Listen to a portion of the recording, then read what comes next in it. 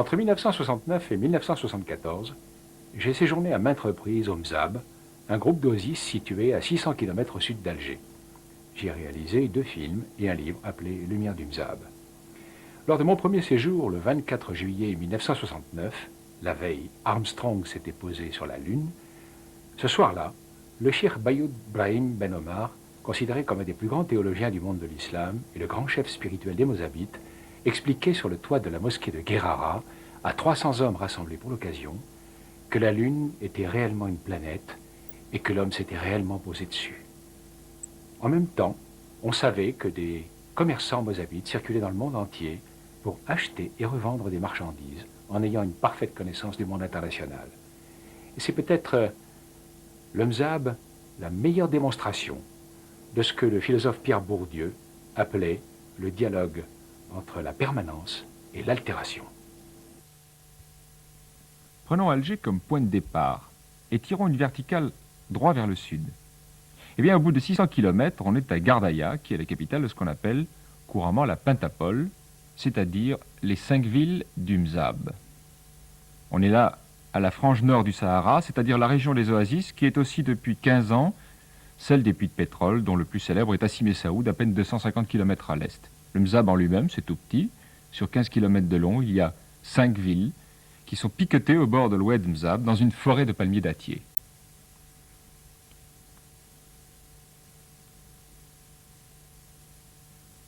Les hommes qui se sont installés là, en plein désert, sont les descendants de ces missionnaires qui venaient d'Orient et qui, au début du 8e siècle après Jésus-Christ, ont converti les tribus berbères du Jebel Nefoussa en Libye, puis les villes de Djerba et Kérouan en Tunisie, qui deviennent ibadites sous la conduite du célèbre Ibn Rostom, qui allait ensuite fonder l'État roustomite de Tiaret.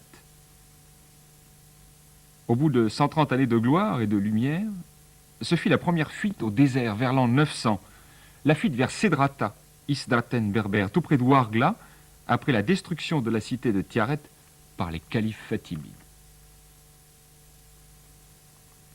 L'État roustomide avait ses frontières qui s'étendaient depuis le Maroc jusqu'à la Libye, de Tlemcen à Tripoli, et il avait éclaté sous les coups de boutoir des armées ennemies.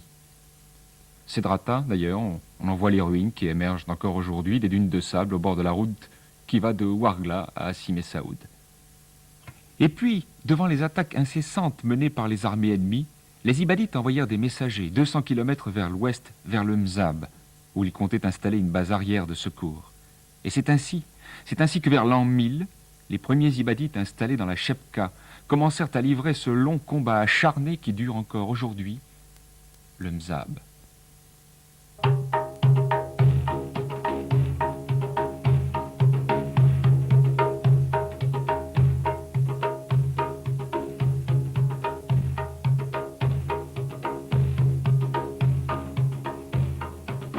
La région du Mzab s'appelle communément la Chebka, ce qui en arabe veut dire filet ou réseau.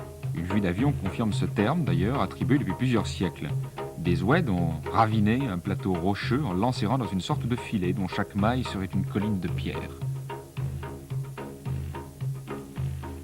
Arrivant là, que fallait-il faire? Eh bien, il fallait survivre. Et d'abord, traquer et trouver l'eau par tous les moyens. Car ici, aucune source ne jaillissait, aucun ruissellement permanent n'existait, aucun puits n'était foré.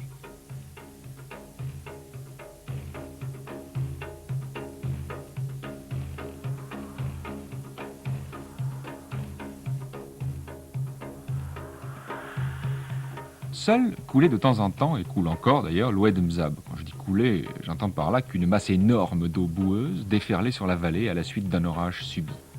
Et cela 1 ou 2 fois par an, ou même beaucoup moins, car le lit de l'oued restait quelquefois sec pendant des années. Et c'est d'ailleurs en cela que les oasis du Mzab sont originales. En général, les hommes s'installent, et surtout en milieu désertique, là où il y a de l'eau naturelle. Eh bien, c'est justement cette absence d'eau naturelle et facile qui fut l'un des arguments de l'installation des Ibadites dans la Chebka, car ils fuyaient les persécutions de leurs ennemis, et ils pensaient à juste titre qu'ils seraient plus tranquilles dans un endroit complètement désert que dans une oasis déjà occupée. Premier travail, donc, la conquête de l'eau, et tout d'abord de l'eau de ruissellement, grâce à un ensemble de systèmes de captage extrêmement ingénieux.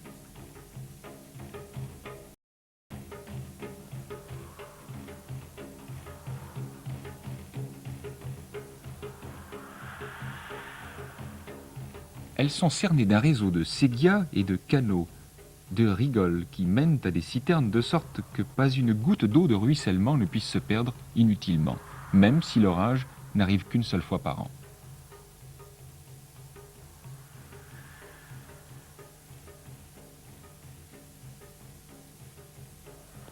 Puis on entreprend de capter le déferlement de l'Oued. On construit des tours de guet, loin en amont, pour guetter la crue dont le mascaret peut être dévastateur pour la palmeraie. On établit toute une série de peignes, de trémies, de freins qui sont destinés à atténuer la violence du flot, à le canaliser selon l'importance de la crue et les besoins de la palmeraie, vers différents niveaux d'écoulement et surtout vers une dune de protection sous laquelle des tunnels d'accès à la palmeraie ont été percés.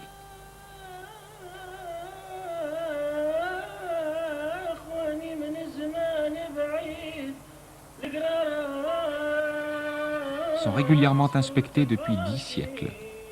Ils sont tout simplement maçonnés de pierres plates et de timshent, qui est un plâtre local très résistant. Leurs sections s'amenuisent et leur profil se modifie de l'entrée vers la sortie au fur et à mesure que la vitesse de l'eau va décroissant.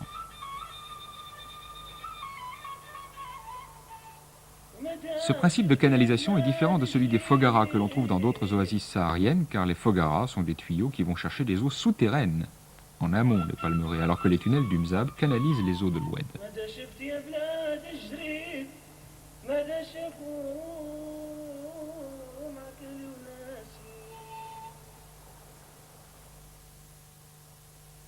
Tout le long des centaines de mètres de parcours souterrains, les Mozabites ont percé des puisards d'aération et d'inspection qui permettent à l'air de s'échapper sous le choc de l'Oued.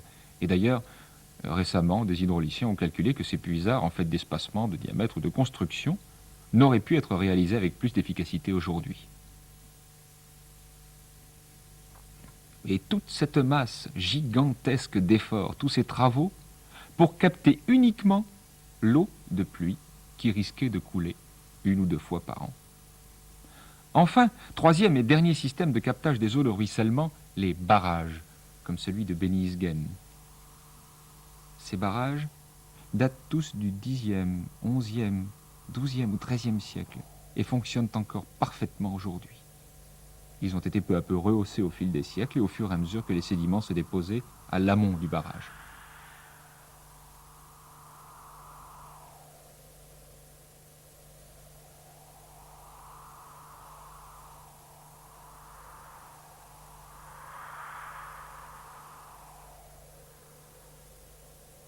Et c'est ainsi que, uniquement par gravité, le flot de l'Oued parvient jusqu'au fond des jardins, jusqu'au bout de la palmeraie.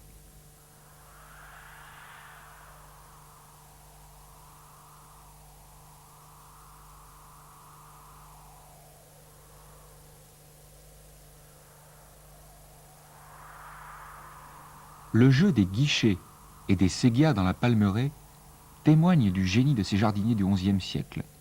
En effet, chaque jardin dispose d'un ou de plusieurs guichets dont l'ouverture est calculée très exactement en fonction du nombre de palmiers et de plantes qui doivent être arrosés et de la distance qui sépare le jardin du flot de l'Oued. En effet, plus l'eau avance dans la palmeraie et plus sa vitesse diminue. Il faut donc agrandir d'autant le diamètre des guichets.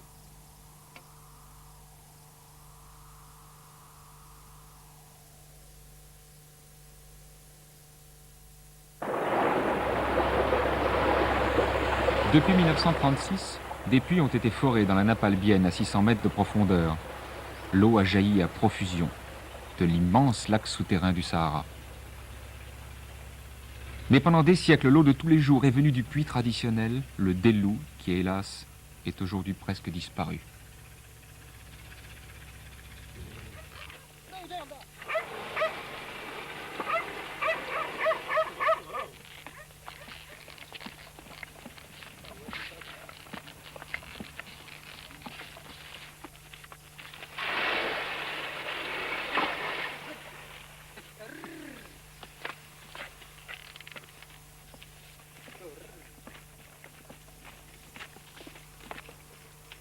La longueur du chemin de halage correspond exactement à la profondeur du puits, 20, 40 ou 60 mètres, selon que le cours souterrain de l'oued Mzab est plus ou moins proche de la surface.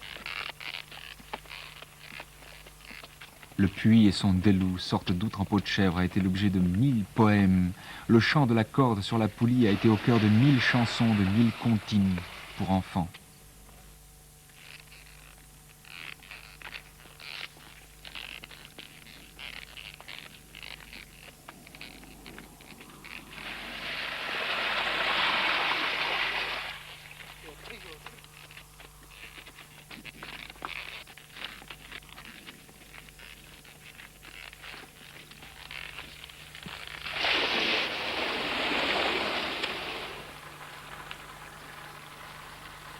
Et c'est ainsi qu'a coulé l'eau, pendant des siècles, avec tous ses bienfaits.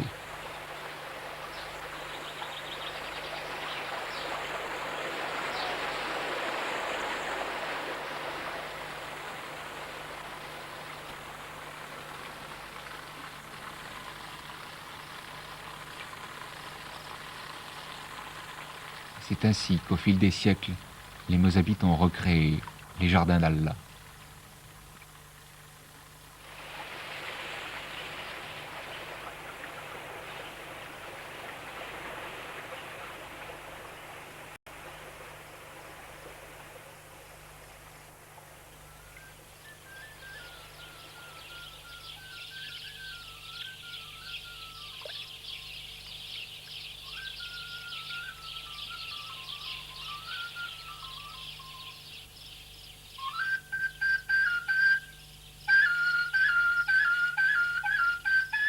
Devant ces scènes, je retrouve toute la nostalgie du vieux Mzab, celui que nous aimons tous, et qui fait que la vie dans la Palmeraie est une sorte de paradis terrestre, toujours recommencé.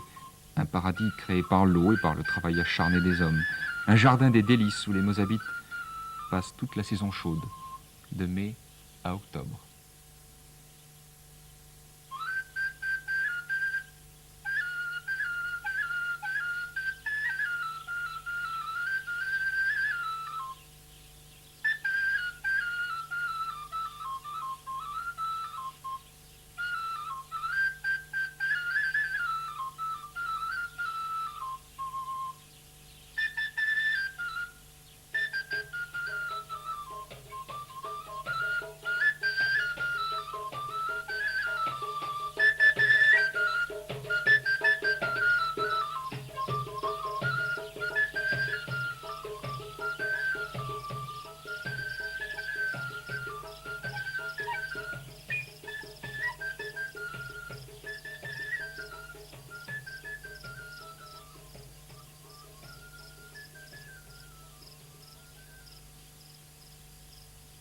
La Palmeraie, c'est la ville d'été avec ses jardins, ses maisons noyées dans les arbres, ses médersas où les petits Mozabites vont à l'école.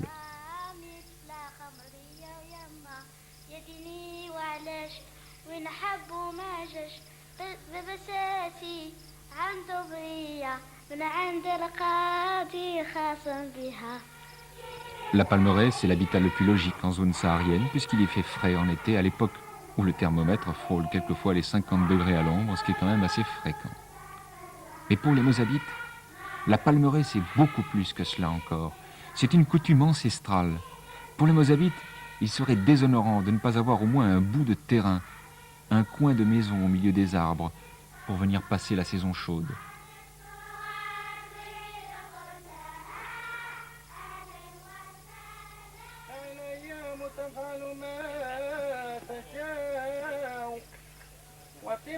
La Palmeraie, on vient y travailler, y faire son jardin, comme on dit dans le midi de la France. On vient y cueillir les fruits de son travail, ou ceux que la nature offre par surcroît, comme la figue de Barbarie, qui est à l'image du nomade dont on sait qu'il faut enlever l'écorce, parfois rugueuse, pour en apprécier toute la saveur.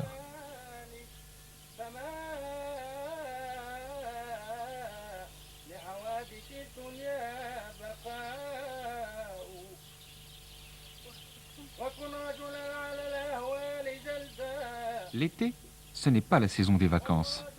On y travaille tout autant qu'en hiver. on construit les maisons avec les matériaux les plus traditionnels. Je dirais plutôt on construisait ainsi, avec du toub, c'est-à-dire de la terre malaxée avec de l'eau. Les Mozabites disent eux-mêmes qu'une maison construite en toub est plus fraîche en été que n'importe quelle autre maison.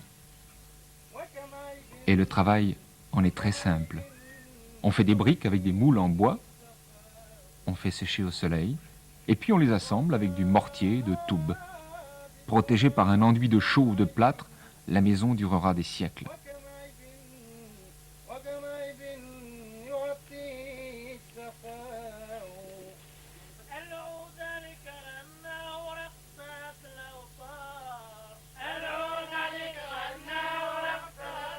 Mais aucune journée de travail n'est concevable sans cette pause merveilleuse, cette cérémonie d'accueil et d'amitié, le thé. 3 petits verres de thé à la menthe, le thé au nana, sous les palmiers, dans un jardin embaumé de jasmin et de chèvrefeuille. Ne serait-ce pas par hasard cela qu'on appelle la qualité de la vie, ce bonheur après lequel nous courons tous sous nos latitudes et que nous rattrapons si rarement. Pour moi, le thé, c'est une certaine forme de bonheur, ineffable et tranquille.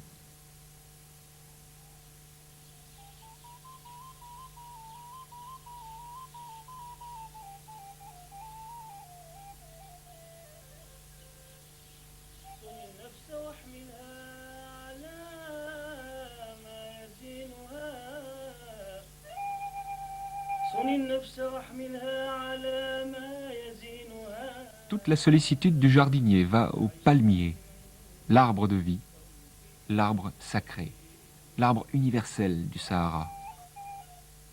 À la fin du printemps, les Mozabites montent dans les arbres et procèdent à la cérémonie séculaire de la fécondation des palmiers femelles par le pollen des palmiers mâles. Ils le font eux-mêmes tout simplement parce qu'il n'y a pas assez d'insectes pour transporter le pollen fécondateur et puis aussi parce qu'on obtient ainsi un bien meilleur rendement.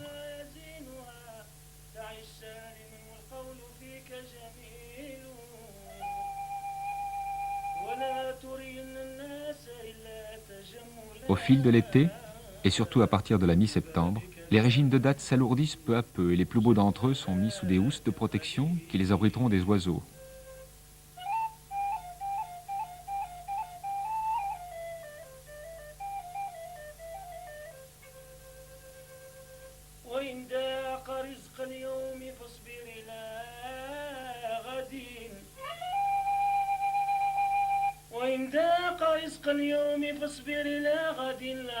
La récolte des dattes commence à la mi-septembre pour certaines variétés très précoces, alors que les plus tardives sont récoltées en début janvier. Mais le gros de la production, c'est le mois d'octobre, alors que plus au sud, dans les palmeries du Tibesti, au Tchad, ou de l'Aïr, au Niger, ou bien en Mauritanie, la Guetna, comme on dit dans l'adrar mauritanien, la grande récolte se situe en juillet-août.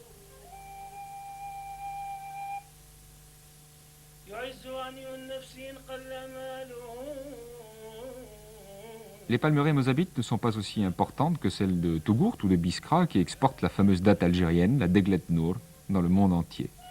Enfin, on y trouve quand même une 60aine de variétés de dattes dont les plus connues, enfin du moins celles que je préfère, sont la Tam Jahourt, qui est une grosse datte rouge, ou la Ulkbela, qui est une délicieuse datte blonde qui fond sous la dent. Malheureusement, la plupart de ces variétés de dattes ne supportent pas le transport. Alors il faut les consommer sur place. Quant au palmier, je disais que c'était l'arbre de vie. En effet, les troncs de palmier étaient utilisés comme poutres d'une portée limitée, certes, mais efficace. Les palmes servaient de coffrage pour les voûtes et les arcs, des patios. Les feuilles donnaient de belles vanneries. Les régimes vidés de leurs dattes étaient les plus efficaces des balais.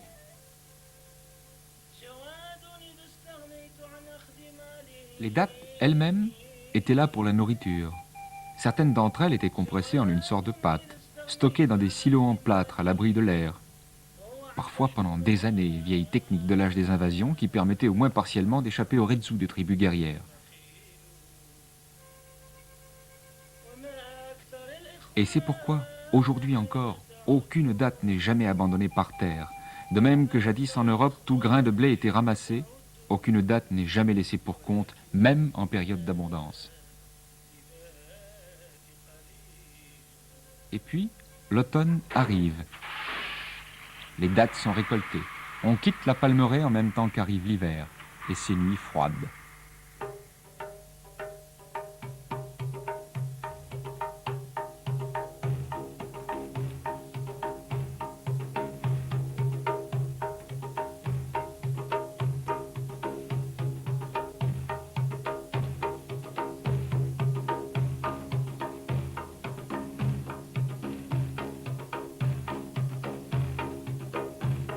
La Palmeraie n'est pas très éloignée de la ville, du Ksar.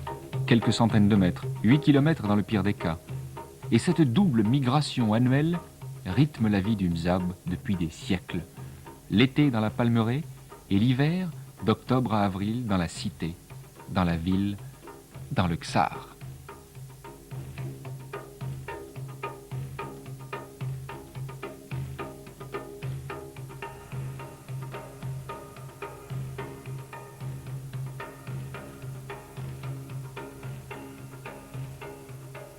Les villes du Mzab, pour moi, sont un mystère d'harmonie, c'est-à-dire de contradictions maîtrisées, de contradictions entre un site absolument inhospitalier et un habitat où il fait merveilleusement bon vivre et où l'on pouvait se défendre en cas d'invasion, entre un sol jaune et des maisons bleutées, entre les moutonnements arrondis de la Chepka et la rigueur géométrique de ce paysage urbain fabuleux qui fait penser à une toile d'un peintre cubiste.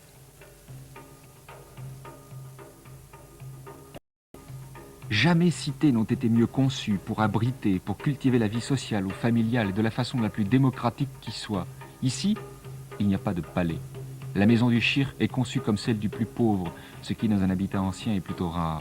Le paysage urbain est le même, depuis le souk, carrefour de la vie profane, exilé aux abords de la cité, jusqu'à la mosquée qui domine la ville et où viennent mourir les bruits du monde.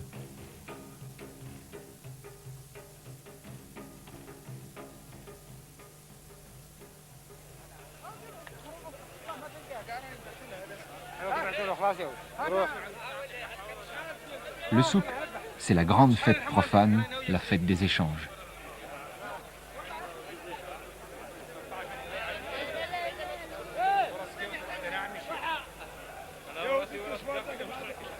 Le souk existe depuis les débuts du Mzab, car les Mozabites avaient très vite compris l'intérêt stratégique et financier qu'il y avait à transformer les cités de la Chepka en étapes nécessaires pour ces grandes caravanes qui venaient du sud ou du nord, qui apportaient des plumes d'autruche, l'or, le sel ou les esclaves.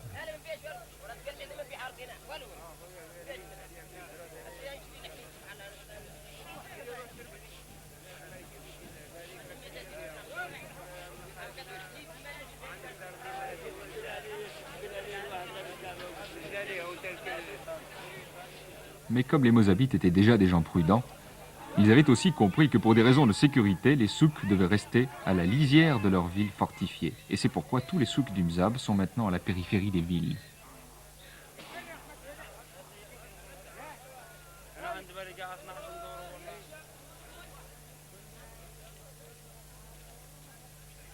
Lieu de passage pour l'homme, le souk voit aussi défiler tous les jours les chèvres qui, toutes seules, chaque matin, retrouvent leur berger à la porte de la ville et qui, le soir, tranquillement, toutes seules, sans jamais se tromper, rejoignent leurs minuscules écuries logées jusqu'en haut de la ville.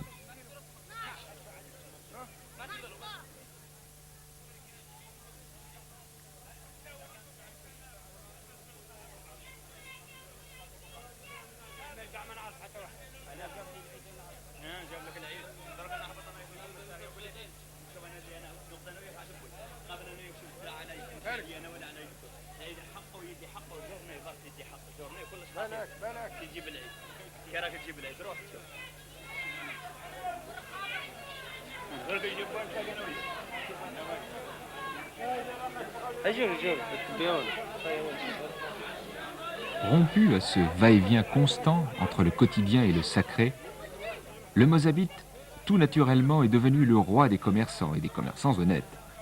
On apprécie toujours son sens de l'accueil et la richesse de ses étals à Gardaïa ou à Alger. Et c'est là, sur le souk, qu'il a appris à échanger, à peser, à acheter.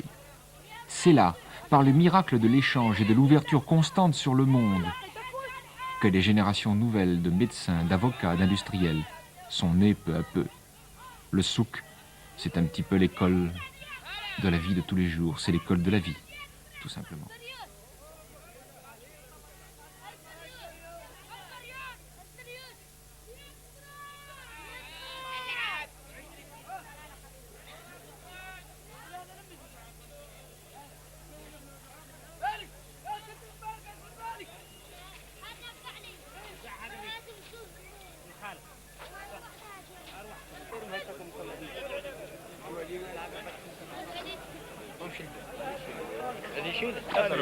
هات لون قص 13 ب 11 كل هذه ما نديهاش بابا هي الاولى والله هي الاولى هذا اختيار بالكادي هي الاولى حضرناكم خلاص يلا يربح خلاص. L'échange trouve encore aujourd'hui une de ses formes les plus originales dans la vente aux enchères, telle qu'elle est pratiquée depuis des siècles, par exemple ici, sur le souk de Beni Isgen. Ici, on vend tout et n'importe quoi, le traditionnel et la brocante, mais toujours aux enchères. Les commissaires-priseurs sont assermentés, choisis parmi les hommes les plus pieux et les plus sages de la cité par le conseil de la ville, la Jma'a, vieille institution berbère, et par le conseil des religieux, la Halka des Azaba, dont les représentants sont là, à l'heure du couchant, et contemplent ou rêvent. Ils rêvent d'objets hétéroclites ainsi que les visiteurs des cités voisines, de Metlili ou de Sebseb, venus pour acheter ou vendre un tapis, une couverture, un miroir, un frigo, n'importe quoi. Car échanger, vendre ou acheter, c'est la tradition du Mzab.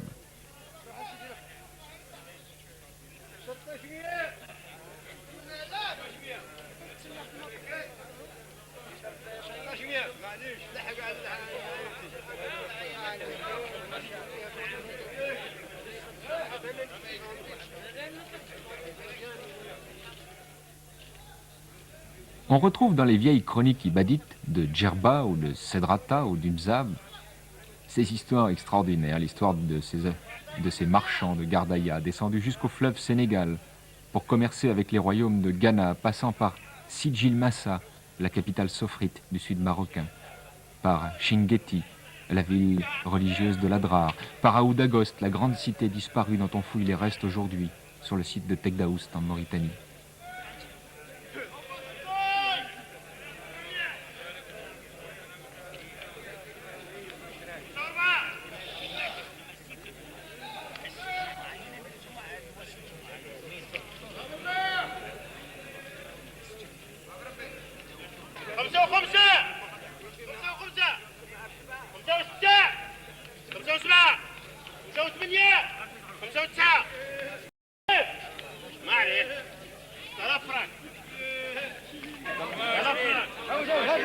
Au Mzab, on peut tout acheter ou vendre aux enchères, et même les légumes en été quand les jardins regorgent de potirons ou de melons jaunes, et l'on voit les maraîchers qui viennent apporter leurs légumes, et qui les vendent, ou qui les achètent aux enchères.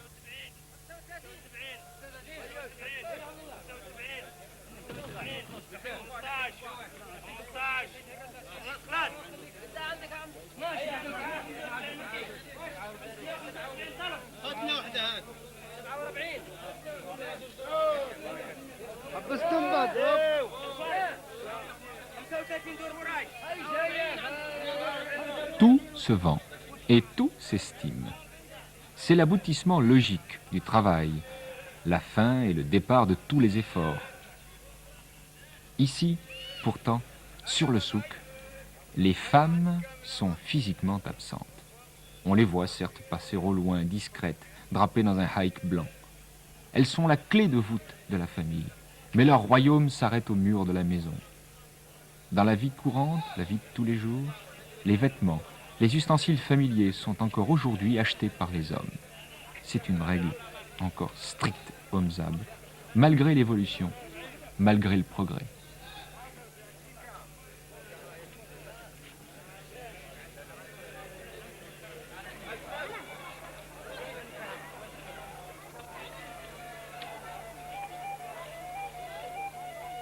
Le travail de l'argent et de l'or était jadis réservé aux Juifs du Mzab, qui étaient en fait des berbères judaïsés arrivés de Djerba au XVIe siècle avec le shir Ami Saïd.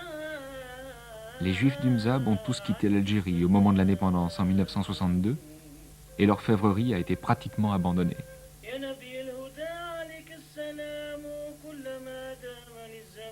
Reste le travail du cuivre et en particulier la confection des plateaux.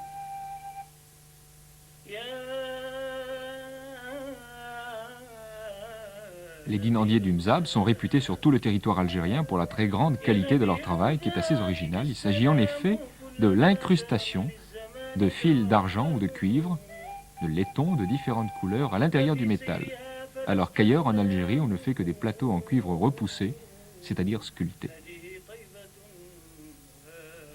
Reste surtout le travail de la laine et du tapis, qui est réalisé par les femmes, que l'on ne voit encore pas là. Et pourquoi? Eh bien tout simplement parce qu'au Mzab, on applique avec la plus extrême rigueur la loi coranique qui interdit aux femmes de dévoiler leur visage à qui que ce soit, à l'exception de leur père, de leur frère ou de leur mari, ou à l'extrême rigueur d'un eunuque. Mais le résultat, c'est qu'au Mzab, les femmes ne doivent pas exister pour le regard des hommes, et à plus forte raison pour leur caméra.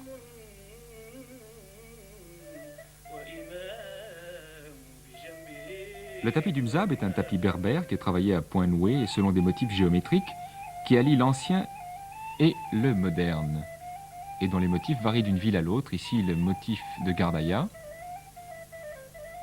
et là, le motif de Beni Yizgen. Chaque ville a un motif ou un jeu de motifs, avec quelquefois une symbolique assez moderne, comme celle de la valise.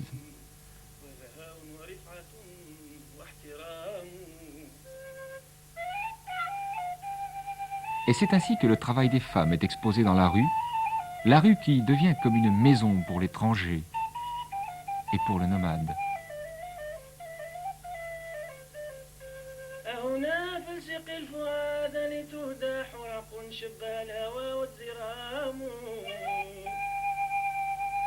Devant les portes, de temps en temps, pend une outre en peau de chèvre.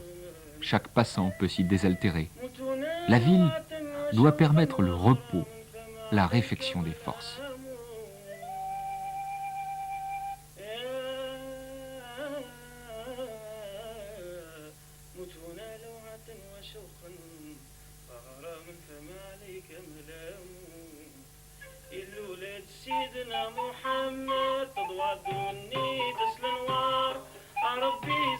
Dans la ville, tout doit exister en harmonie. Les anciens surveillent la vie de cette société et son image. Ils promènent sur leur ville le regard de l'homme apaisé, mais ce sont eux qui gouvernent la cité, l'agencement des êtres et des choses. Ce sont eux, les shirs, les azabas, qui donnent les principes de gouvernement, qui étudient l'histoire ou l'actualité pour en tirer les jugements de tous les jours. Et tout cela sous l'éclairage vigilant de la religion, d'un islam rigoureux, car de même que la mosquée domine la ville, les religieux dominent la vie profane, et de tout temps ont joué un très grand rôle dans l'histoire du pays.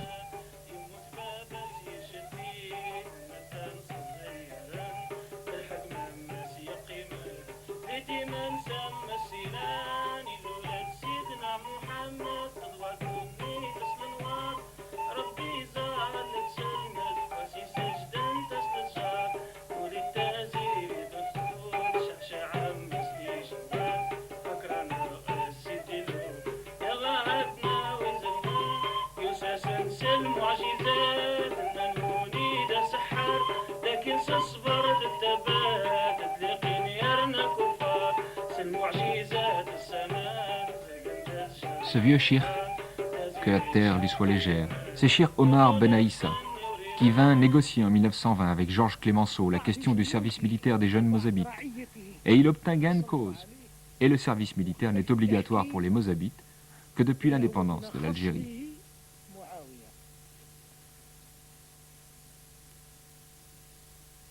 Cheikh Bayoud, haute figure de la société mozabite, aime en raconter l'histoire. Rappelons, dit-il, que l'imam Ali était le beau-frère du prophète et qu'il a perdu sa place de chef de l'islam en cédant à la force du prince de Syrie, Muawiyah. Abdallah Ben Ibad n'a pas apprécié cette soumission. Il s'est retiré et il a fondé l'ibadisme. Depuis Abdallah Ben Ibad, notre fraction a mis en pratique la démocratie et l'égalité. Chez nous, selon la loi, personne n'est désigné, ni droit divin, ni filiation. L'élection est démocratique et seul compte le mérite et la valeur de l'homme.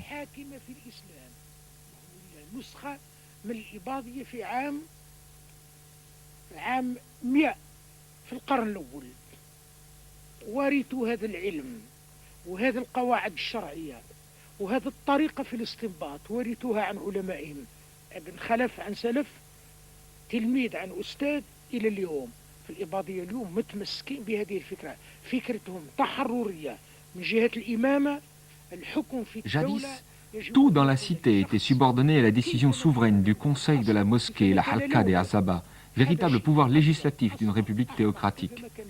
Aujourd'hui, cette puissance a disparu, mais tous les soirs, la Halqa des Azaba se réunit avec les hommes de la ville pour réciter les sourates du Coran sur le toit de la mosquée.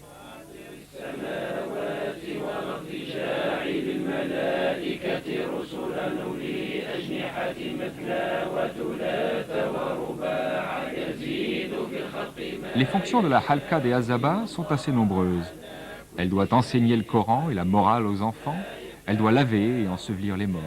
Elle, seule, prend la décision terrible d'excommunier un fidèle. L'excommunication, la Tebriya, est une véritable mort sociale. L'excommunié est totalement coupé de son milieu. Personne ne doit plus lui parler, le regarder ou commercer avec lui. Et seul un repentir sincère peut le faire réintégrer dans la communauté des croyants. La vie intellectuelle et religieuse, étroitement liées, sont constamment entretenues. Par exemple, dans les bibliothèques, dont celle du célèbre Shir Tfiesh, qui vivait à Beni Isgen à la fin du XIXe siècle, et dont la renommée s'étendait à tout le monde musulman, à tel point que des savants venaient régulièrement de Zanzibar pour le consulter sur des points de théologie.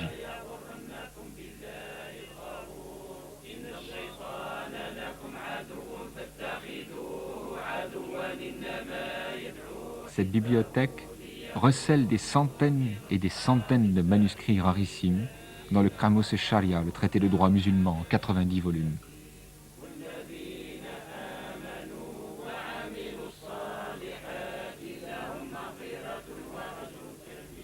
À Guérara, il existe depuis 1925 une des plus grandes médersas d'Algérie, l'Institut El Hayat, ce qui veut dire la vie, fondé par le Cheikh Bayoud, disciple du Cheikh Tfiesh.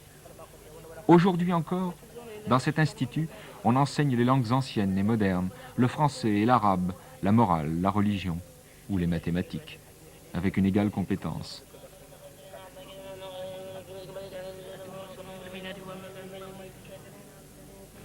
Même en été, les étudiants du Mzab viennent se recycler dans les médersas. Mais la base des études reste l'apprentissage systématique du Coran que tout mozabite se doit de réciter par cœur, témoin cet élève qui passe son examen de fin d'études et qui récite le Coran tout entier en 8 heures d'affilée.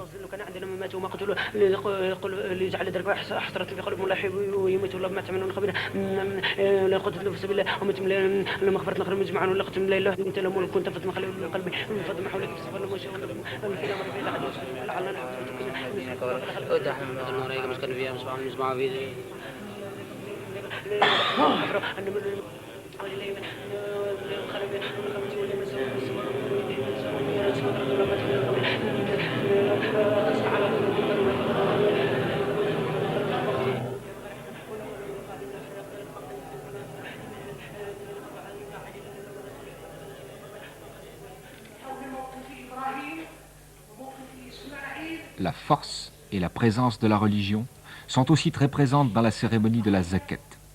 La zakat, c'est la dîme, le véritable impôt qui est mentionné dans le Coran et qu'il faut acquitter chaque semaine. Une fois redistribué, il doit permettre à toute famille pauvre de survivre d'un vendredi sur l'autre. La plus grande zakat, c'est celle que l'on acquitte le vendredi qui suit l'Aïd al-Kibir. C'est l'occasion de grandes cérémonies religieuses qui se déroulent à l'intérieur des mosquées. Tous les croyants sont tenus d'apporter du bon couscous et du mouton. La force de la vie sociale, qui s'exprime une fois de plus au sein de la mosquée, est ainsi vivifiée, car la doctrine ibadite est très rigoureuse à ce sujet. La foi seule ne suffit pas. Il faut que celle-ci s'exprime par les œuvres terrestres, par une tendance à la redistribution des revenus. L'abandon des pauvres ou des vieillards est un crime que personne n'oserait commettre sans s'exposer à la terrible excommunication, la tébria.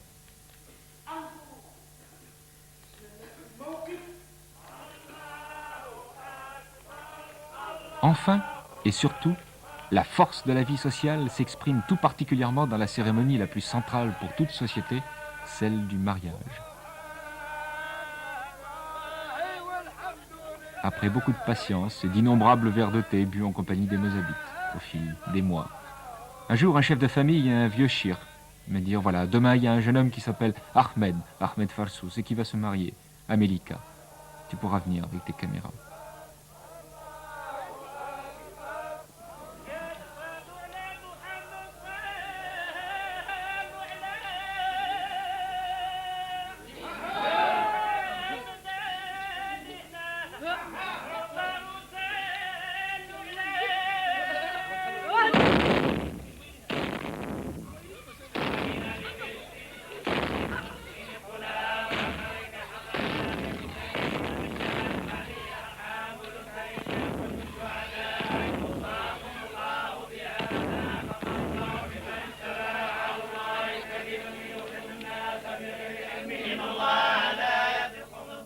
Les chirs, les azabas, principaux invités, arrivent.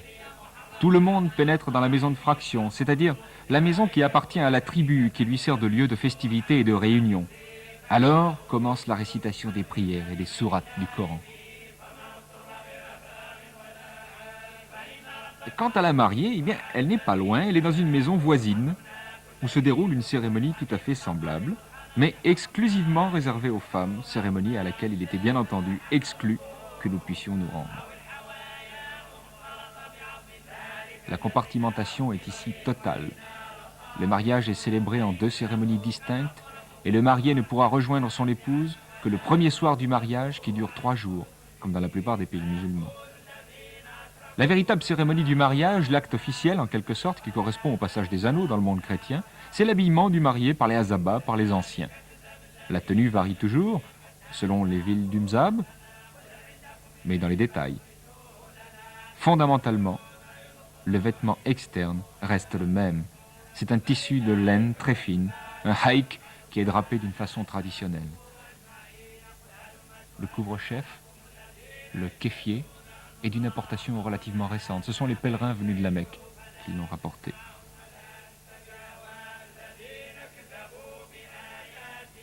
Quand on assiste à un mariage mozabite, on est toujours frappé par la sévérité de la cérémonie. Pas de musique, pas de danse. Seuls sont autorisés les chants qui racontent la vie du prophète Mohammed, l'arrivée des ibadites dans la Shebka du Mzab, ou alors des poèmes en prose ou rimés, en arabe ou en berbère, qui exaltent la beauté de la nature dans la palmeraie.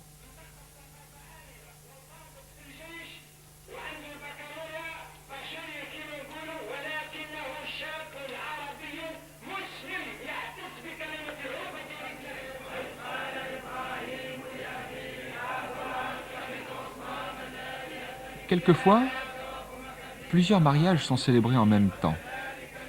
Et c'est tout simplement que, quand un jeune homme riche se marie, sa famille est tenue par le conseil des anciens de payer le mariage d'un ou de 2 jeunes gens plus pauvres. C'est là un des aspects très démocratiques de l'islam et de la société mozabite, qui est assez méconnu d'ailleurs. Entre autres aspects, la dot de la mariée est très faible, imposée par la mosquée, de sorte qu'un jeune homme pauvre puisse tout aussi bien l'épouser qu'un jeune homme riche.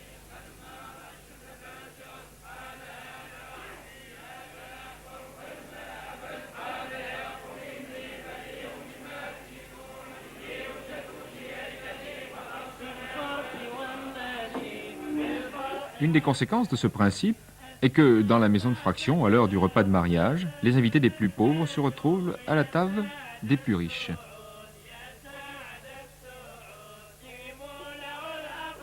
On mange par terre par groupe de 7 ou 8. Le repas est extrêmement simple et rapide. Du couscous, ou bien de la shorba, c'est-à-dire la soupe arabe traditionnelle, composé de blé cassé, de bons moutons, légumes, épices et d'un délicieux jus de citron. C'est excellent, surtout quand il fait chaud.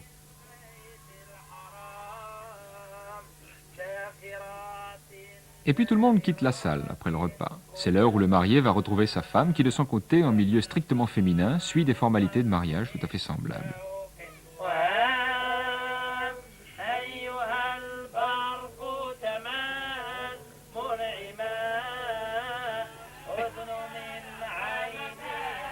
Le marié revient à la nuit tombée dans la maison de fraction avec un grand concours de chants religieux et entouré de tous ses amis. Il accomplit rituellement le tour du pâté de maison où se trouve la maison de fraction pour que tout le monde dans la ville soit bien au courant de ce qui se passe. Cette petite cérémonie de mise au courant du public, toute symbolique, je trouve un pendant dans le monde chrétien, c'est la publication des bans qui permet à tout un chacun d'être informé de ce qui se passe dans la paroisse.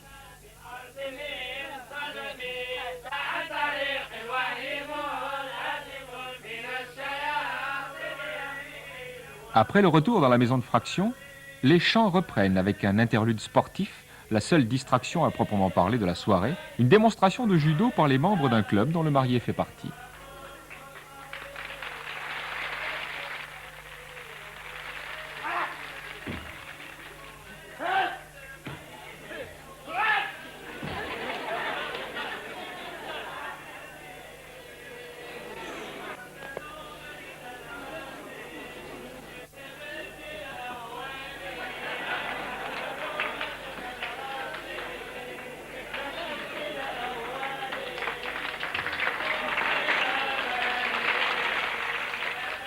Et c'est ainsi qu'on se marie au Mzab. Selon les villes, qu'on soit à Benizgen, Melika, Bounoura ou ailleurs, la tenue vestimentaire, la procédure change, mais les grands thèmes restent.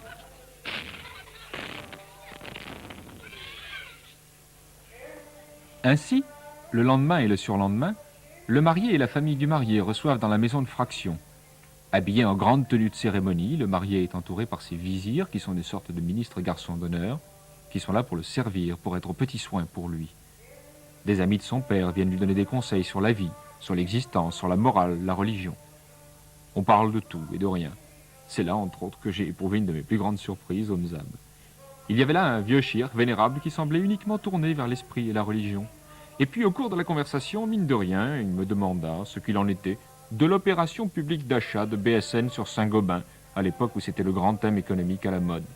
Eh bien, tout simplement, le vieux shir avait des actions de Saint-Gobain et il suivait tout ça avec beaucoup de passion. Et c'est comme cela, le Mzab. C'est ce mélange constant entre la tradition et le présent.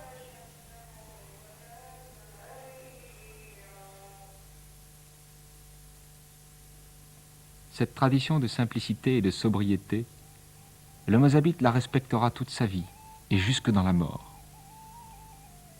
Au Mzab, les morts sont disposés à même le sol, mais les cimetières sont tous à flanc de colline, pour qu'aucune crue de l'Oued ne puisse jamais porter atteinte à la tranquillité des sépultures.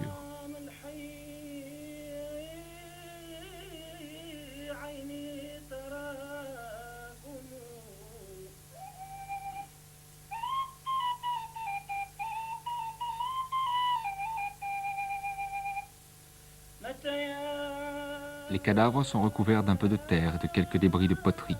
Débris de poterie qui sont probablement les derniers restes des traditions funéraires de Carthage, dont l'influence sur toute l'Afrique du Nord et dans tous les domaines a été si forte pendant des siècles.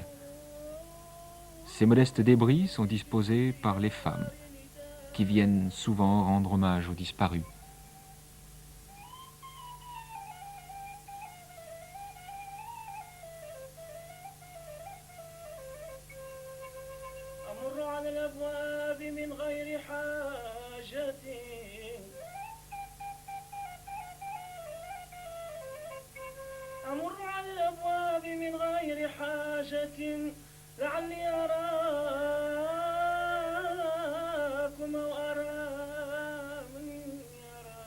Mais le lien parfait entre la vie et la mort, entre le désert des origines et le patrimoine acquis patiemment au fil des siècles, le modèle et le moule de l'existence tiennent tout entier dans l'architecture et dans l'urbanisme du Mzab.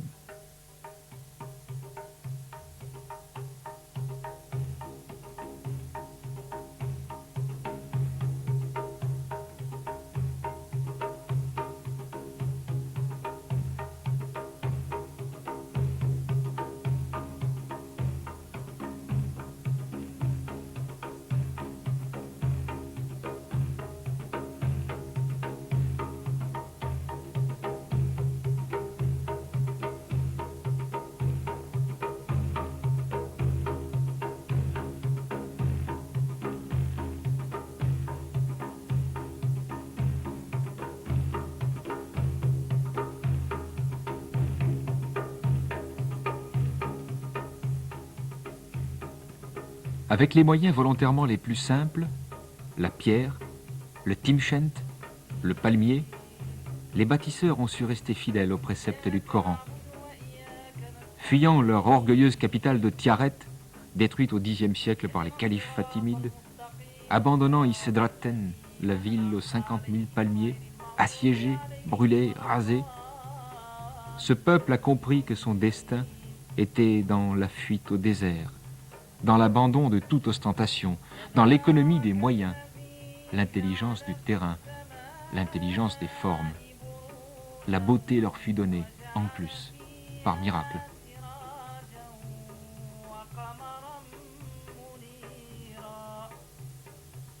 Rigueur et calcul, mais toujours à la mesure de l'homme.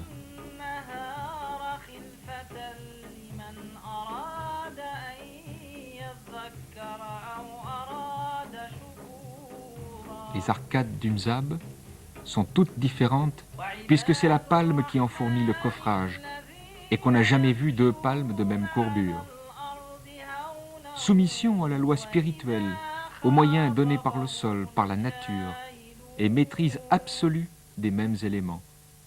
Là réside le secret de cette architecture, de cette harmonie suprême, de cette extraordinaire beauté.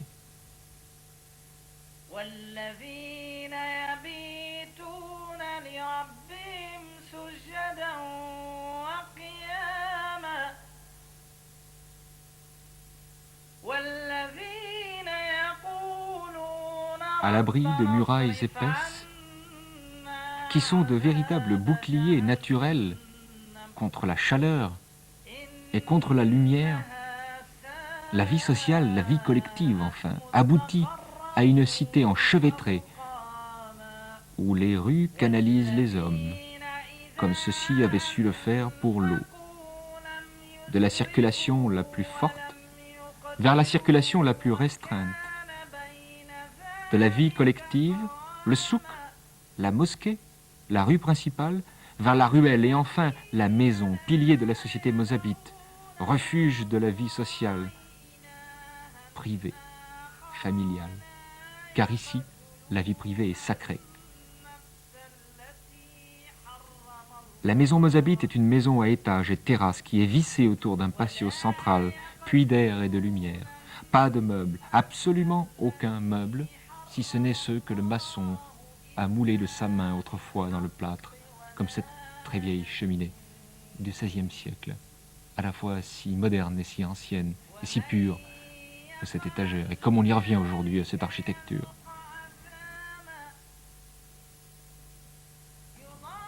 La maison, c'est le royaume de la femme, qui veille jalousement à ce que la tradition du Mzab y soit conservée, qui y élève ses enfants, qui tisse pendant de longues heures des tapis superbes, ce que vous avez vu tout à l'heure.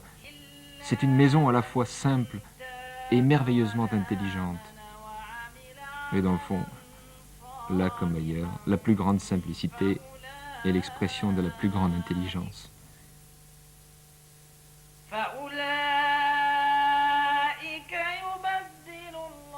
Dans cette maison, tout y est vie et tout y concourt à la vie. On construit autour d'un palmier plutôt que d'avoir à le détruire.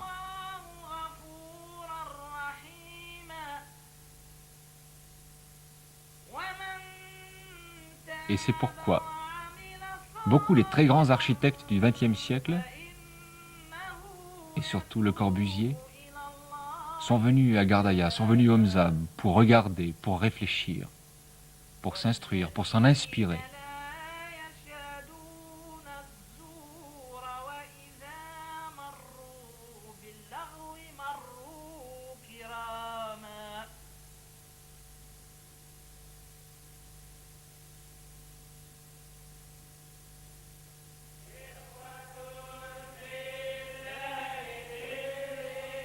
Sidi Boukdema dans Gardaïa l'ancienne.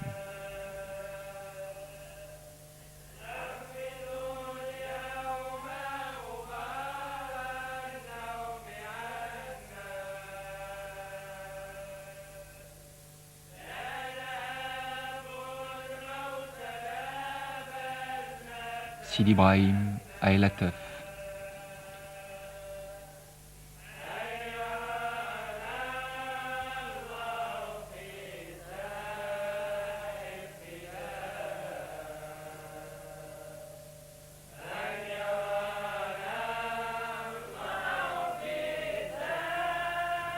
le rythme tranquille de la mosquée de Melika.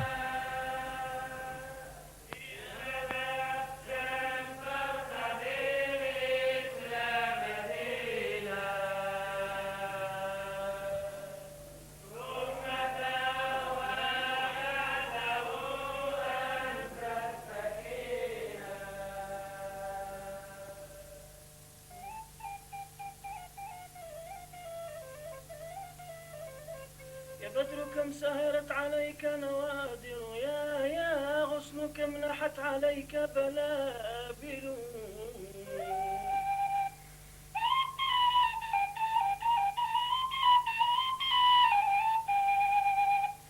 البدر يكمل كل شهر مرة. Sidi Ibrahim, dont on sait que le Corbusier s'est inspiré pour construire la chapelle de Ronchamp que tous les architectes connaissent bien.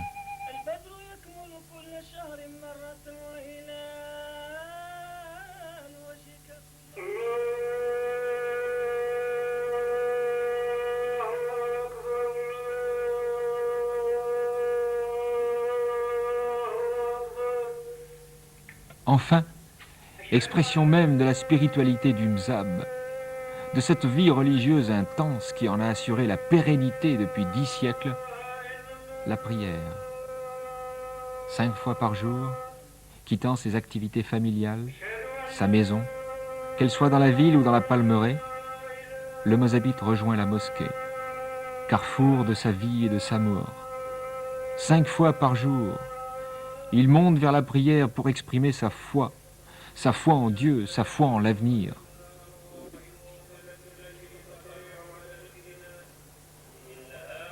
Quoi de plus simple que 5 prières par jour depuis 10 siècles? Et pourtant, là seulement se trouve le secret de la réussite de cette société et le secret de son avenir. La religion conçue comme une force et comme un ciment social.